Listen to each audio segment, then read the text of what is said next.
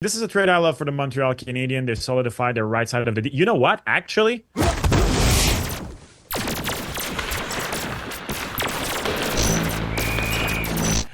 when Alexandre Carrier got traded to Montreal, I was like, the New York Rangers couldn't afford him. Like maybe they couldn't financially, but like this would have been a much like. I mean, my respect to Justin Barron, but the Habs paid nothing. They give up in a way for on Justin Barron, who was one of the first young acquisition by Kent Hughes when he became general manager of the Montreal Canadiens in January 2022. He traded for him in March 2022 in the Arturi Lekonen trade. He was at the moment thought to be the asset of the trade. Now, know that the second pick that came with Barron ended up being traded for a first round pick, who is Michael Age, who is ripping it up right now in Michigan in the NCAA. So maybe one day turns out that that will be the good acquisition in the Arturi Lekonen trade. But Daph, here's something on this for me. This is the first time in Kent Hughes' tenure as Montreal GMs he is actually making a trade in season to improve the team. Because when you look That's at the other true. trades that he has made to improve the team, Kirby Doc happened at the draft. Alex Newhook Yeah. happened, I think, also at the draft a year later, but maybe a day or two before or after. I think it wasn't at the draft day. Patrick Laine happened during the summer. The Sean Monahan trade happened during the summer too. It happened in August, but even Sean Monahan, when that trade happened, him making the Habs better was kind of a bonus because at the moment, like Calgary paid a first round pick to dump the contract, and Montreal Yeah. took him. Like it was actually a salary dump. The main goal was not to improve the team. And, anyways, it didn't happen in season. So, Yeah. this is the first time in this rebuild process with Kent Hughes that the Montreal Canadiens are making an in season trade to improve the team right now, not for in a year, not for in 2 years, not for draft pick, young prospects. And so this marks a shift in Montreal's rebuild plan, in my opinion. It's not the biggest shift. I mean, they didn't go and get a bona fide start. They went and get a second pairing defenseman who's a specialist of the PK. But it is quite interesting, and it's a good message, I think, just before the holidays that Kent Hughes sends to his team, especially considering that the team is entering right now an extremely tough stretch of a schedule, back to back on Friday and Saturday night against Detroit, Columbus, but then the Panthers, the Lightning, the Golden Knights, all on the road, the Blackhawks, and then Colorado, Vancouver, Washington, Dallas. This congratulations to Kent Hughes, who apparently, by the way, has cell phone network in Russia. To do good deals. But Exactly. you know, and I've said it before, I feel like the Habs need to have a little bit more and experience, and especially on the D side to play with their younger guys. It's cool to have, like, the rebuild and all the young guns out there, but you need to put players around them to just, Yeah, like, I agree. solidify the core. And I feel like, they've said it, they like Carrier's character. I feel like, Barron, when they signed them this summer, it was like, okay, we are betting a little bit on you once again, but you have to prove yourself. And maybe he didn't, like, he never really established himself like a regular player. He wasn't sure thing night after night. We played him, we didn't play him.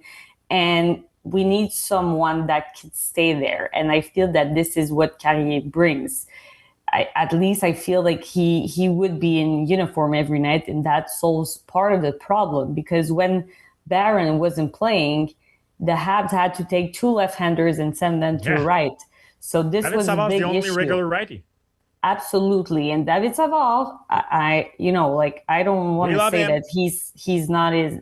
We love him so much, but he doesn't get any younger, and we need someone. And I feel that Carrier is this player also that can solidify the defensive side. We have a lot of players like Matheson, like Hudson, that can go and push and like, bring some offense, but we need some more stay at home defensemen. And I feel like betting on Carrier is a really good thing at this point. And also, I don't want to bring the debate, but for me, But you will do bringing it. another Quebecer, Yeah. it's a good thing. It's a Of good thing. course. Of Of course, course. And we bringing need. sorry, I was going to say to bring a Quebecer, not just because he's a Quebecer, but to bring him Yeah, home because he's that's it. also the hockey makes sense. The hockey reasoning makes sense. And I don't know if you guys saw Exactly. it. Shout out to my friend, to my boy Kevin Raphael, who posted an excerpt of an interview he did with him last year Yeah. that talked about him wanting to play for Montreal. And the Neatly. interview came out just before free agency. He's like, I'm not going to put this in the interview because you're going to get harassed now saying you want to play for Montreal and you're going to be a free agent. But he wanted to play for Montreal. For them, it's almost a wish that has been granted, and he's coming in Montreal. Like, it's a good time to be traded to the Montreal Canadiens. No expectations. You're a defenseman. You're not going to be seen as the savior. They're leaking goals. They're literally like a colander when you're straining your pasta. So right now, it can just get better, and it's a good time for him. You went exactly where I wanted to go, Kev. This is exactly it. Like bringing a Quebecer without having all the pressure of the world on his shoulder, without being the savior, without putting much more expectation that needs to be expected from this one. So I really love the way that they did it. He has experience. We need that. And he's not seen as the guy who's gonna, like carry the whole weight of the team with him, but he can be there, he can help, and he will happy to be there. Yeah. And you're talking about that Kevin Raphael interview. He gave one almost within the minutes of the trade to former Habs, Max Lapierre, on a French podcast here in Quebec on Wednesday night. And same thing. The smile on that face could not be faked. It was pure. The guy is Yeah. happy, and it's cool to see. Honestly, it's fun. To me, it's a very, very good trade for the Montreal Canadiens. Yeah, it's not rare, but it's not always have been fun, like bringing our guy from here with the team. So just like, yeah, seeing the smile and just like knowing that he's really happy to do so. This is a good Christmas gift for both him and the team. My one little, not doubt, but not negative either, comment that is not necessarily positive is that it's another player from Kent Hughes' old business, Quartex Management, which Kent Hughes partly owned. His agent is Philippe Le Cavalier, Vincent Le Cavalier's brother and agent of Mike Madison. He brought in Mike Madison, who is still with Quartex. He brought in Alex Newhook. So when I say it's not, it's at some point I am curious. Like, there's no problem wanting to work with the people you've worked with before. That is not a problem at all. But now that he is GM, I am curious to see like at which point, like, because that's a lot of player that he's bringing. But like I said, it's not.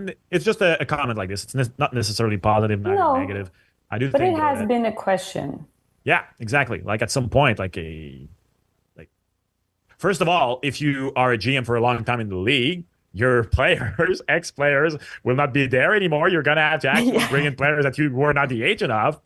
But all jokes aside, that is something that came up here in Montreal. Okay, so that was the trade frenzy for now. Of course, we're staying up to date with if there are any other trades during the time we are recording the pod. But know that for now, this is what has happened. A really, really busy December on the trade market in the NHL.